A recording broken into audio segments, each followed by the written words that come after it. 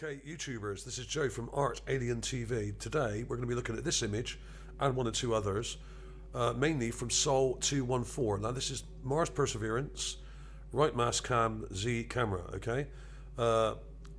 There's a lot in this image set, so I'm showing you the individual one here because there's over 500 in this set. And there's another 500 in the left set, and there's loads of others as well from the other cameras. This is one of the biggest sets we've ever had. In fact, it's so enormous, in fact, it's almost impossible to get them all to kind of line up and join together. So I haven't put any gigapans of this set up yet, because there's a lot of damaged images as well. But I'll get back to that in a minute. Basically, I'll show you what I've got first, and these are not my finds, by the way. These were found by two other people, or researchers, I should say, and this is the main one. Now, this was found by Jim Miller a few days ago, on the 28th of November. There's his name there, found by Jim Miller. He posts regularly on my Mars group, which is called Mars Magazine, or Art Alien TV Mars Magazine, okay, on Facebook. And this is one of his finds. I've got his find up here, just to prove that. There's the one I've just posted, but if you click on this link, the Facebook link at the top, it will take you to his, which is here. So, good find by Jim Miller. There's the whole image there. He's got a little square around the object, which is a statue, of course, and then an enlarged clip there, okay? I mean, it's obvious. We've got two shoulders, we've got a head with what looks like crazy hair either side, and a face. Two eyes, a nose, and a mouth, and a chin. And a sort of strange helmet or hat, or... I mean, it's very odd. It's very odd, but a lot of these are odd. I mean, I'll draw around it for you, but do I really need to draw around it? It's not the clearest. It's quite a long way off. I would say, if you look at Jim's image, this is the whole image, I think, and the rover is quite a lot further down from this area, and this is kind of zoomed in. Well, we're looking at a clip or a zoomed in part of the ridgeline, and I would say this is about 100 feet away. So this is quite large. I would say this is a couple of feet in height, possibly more. I can't tell you exactly, no idea.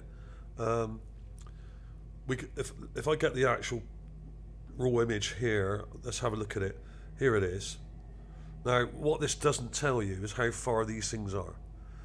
But if you look at the level of detail here, which is okay, when you zoom in, I would say these are about 40 feet away. Because if these were close up, this would be sharp and smoother. But if you look at the distortion in here, when you zoom in, this isn't very close, okay? This is pixelated. So I would say this is probably about 40, 50 feet away, making this probably about a 70 or 60 or about 70 feet, I don't know. What I will do, after this video, I will make a gigapan, at least with some of these images, because there's so many. I mean, there's well over 500 in this set. I'll make a limited gigapan of showing this and the other things I'm going to show you, just so we can work out the distances, because it's very hard to tell from one shot, because these are taken in the sequence with hundreds of other photographs that then all join together, okay? Here's the clips. In fact, it looks pretty clear in the negative here, I think, because that really shows the shape better, the overall shape. And you can see the mouth and the nose, the two eyes, and there is an ear here. There's the nose. The detail isn't very good, of course, because it's a long way off. There's the mouth, there's the chin, and it looks eroded, and it looks quite crude, I would say. Not the most advanced looking one I've seen on Mars. I have shown hundreds of similar things like this over the last 9 or 10 years. In fact, going back further than that on my websites and stuff. So these do exist. There are about a dozen fake channels on Mars that are doing Mars or churning out loads of fake Mars videos at the moment, who will show you a picture of a real statue from Earth on the cover and say something like statue on Mars, and then you click on the video and there's nothing in the video that resembles anything like a statue. And there are a couple of these that are the worst culprits. This is one of the worst ones. Mars Mission 2021 is the channel. This is typical.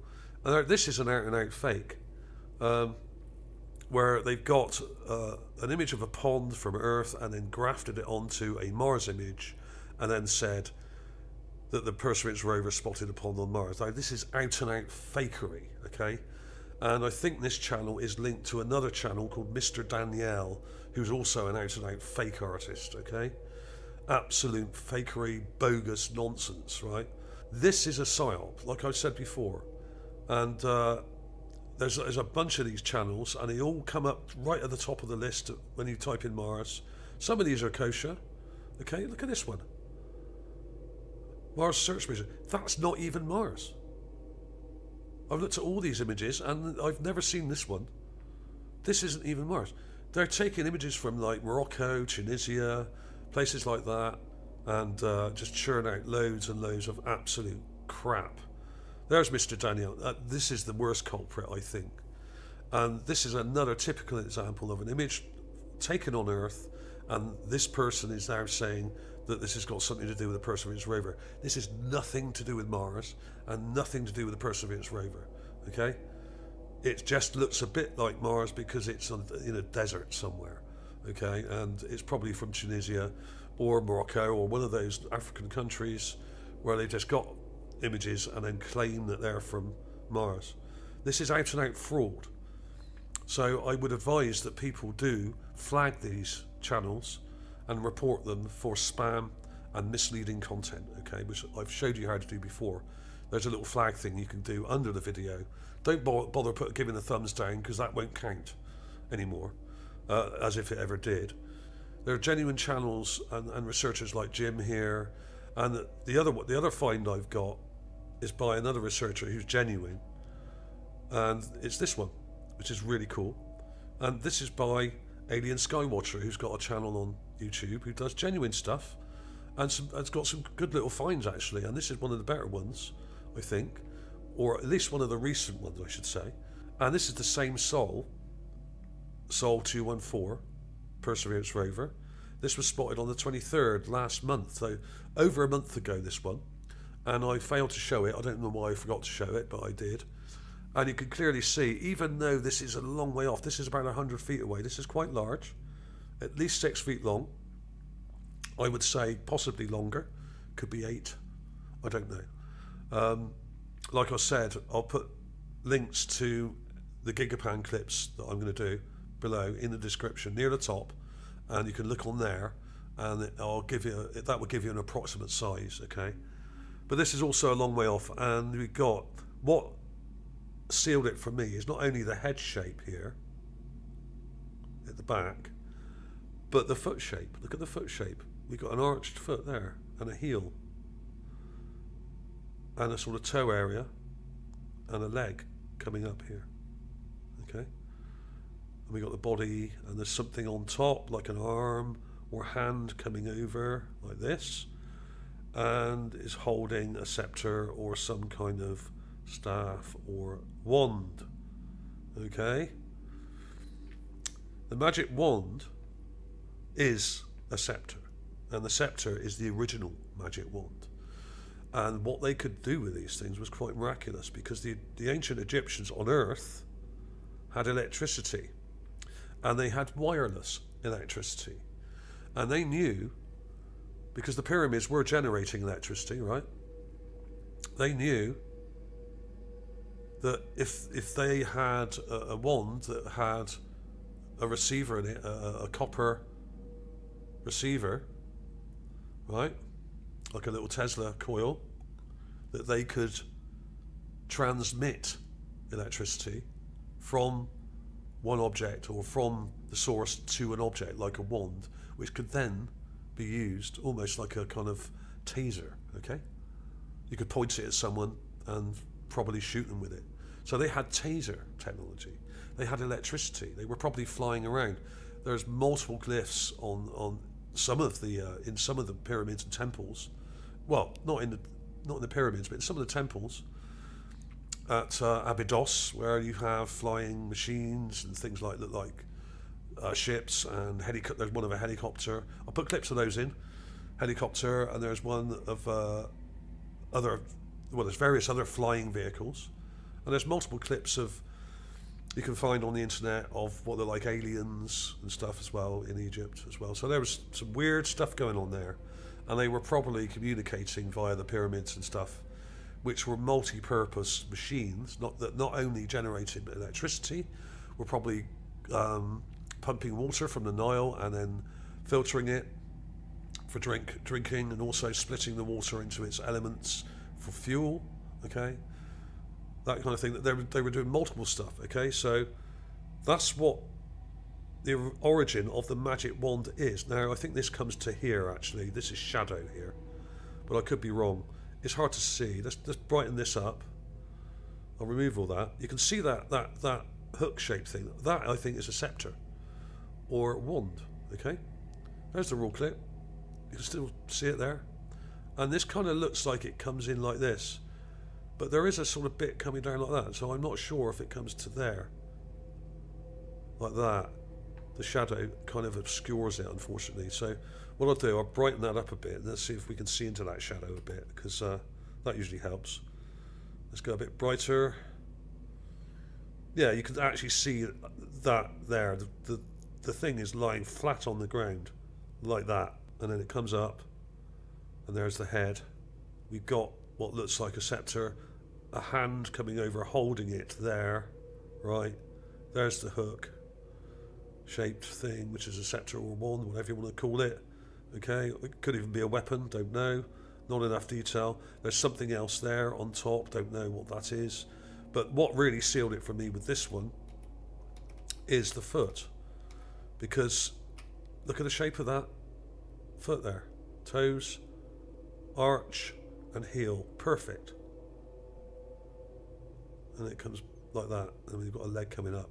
There's some detail on top here, but it's a bit vague. I have sharpened this a little bit, but over sharpening these images doesn't help. They just get distorted. But there is detail on top, and I can't quite make out what that is there, but it's interesting. Right? And there's the hand or something. And there is a little bit of detail in the head, which looks like a face just here, but it's very vague. Unfortunately, too far away. Such a shame. And we may never get close to this one. This was quite a while ago now. This was about well over a month ago. So, you know, the rover's moved since then, and we may not get any close-ups of this ever. But quite convincing, I think. So, great find by Alien Skywatcher. Let's just have a quick look at this before we go. And then it's pretty obvious what it is. I mean, what can I say? It's yet another one, right? And yes, I do want to show more buildings. Yes, I do want to show more structures. But I do not control this rover. I can only show you what we can see in the images that it takes.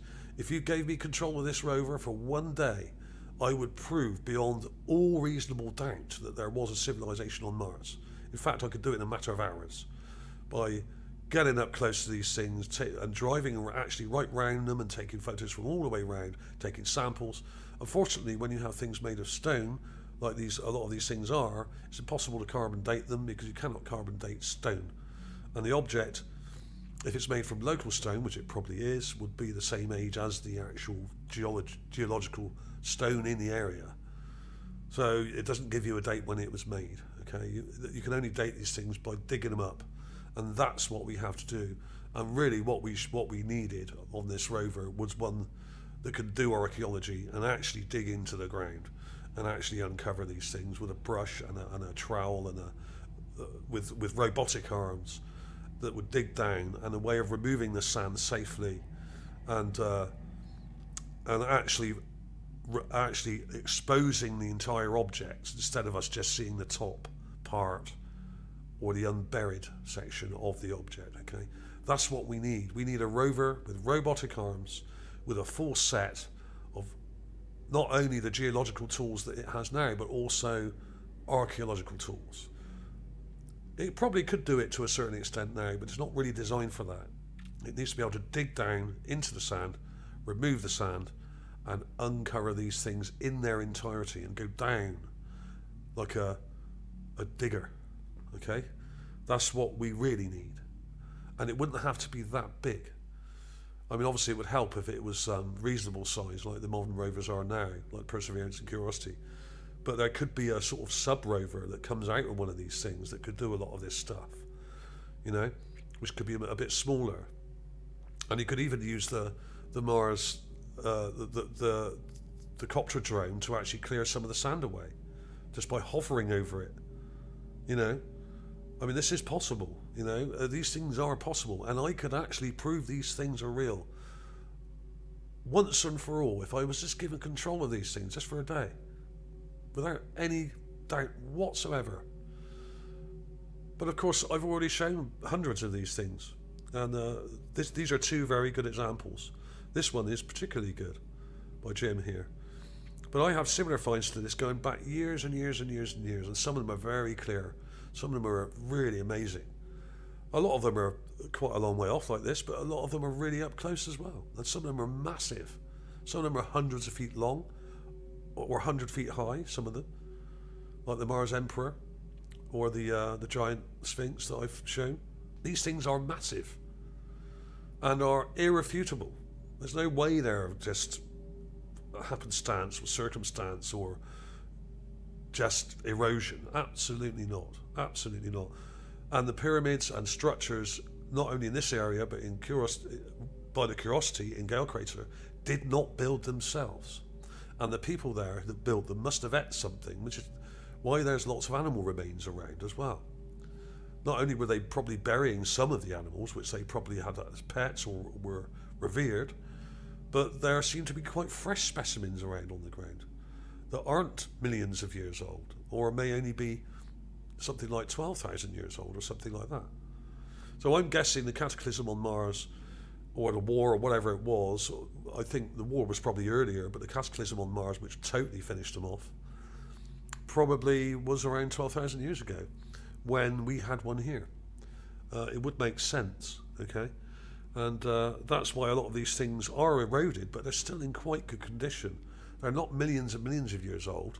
They're over 10,000 years old, I would say. At least, I would say. But there we are. So there it is. You can see all that in there. You can see the facial detail. If you get too close to it, it doesn't get that much clearer, but you've got the chin, you've got the mouth, you've got the nose, and you've got the eyes. But it's quite pixelated because it's a long way off. But we've got this crazy sort of hair, or whatever it is either side, and this weird sort of hat. There's some detail there.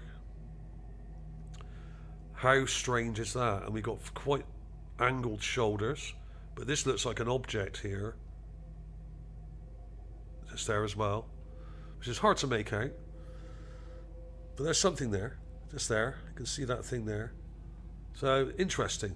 Good find by John Miller, that one. Very good, and a very good find by Alien Skywatcher. Fascinating stuff. This one great. The detail on top there, okay? It's getting close. Have a good look at that. I'll put clips of these in again in a second anyway. So thanks for watching, everybody. Please like and subscribe if you haven't already, and beware of the fake channels on YouTube. There are dozens of them.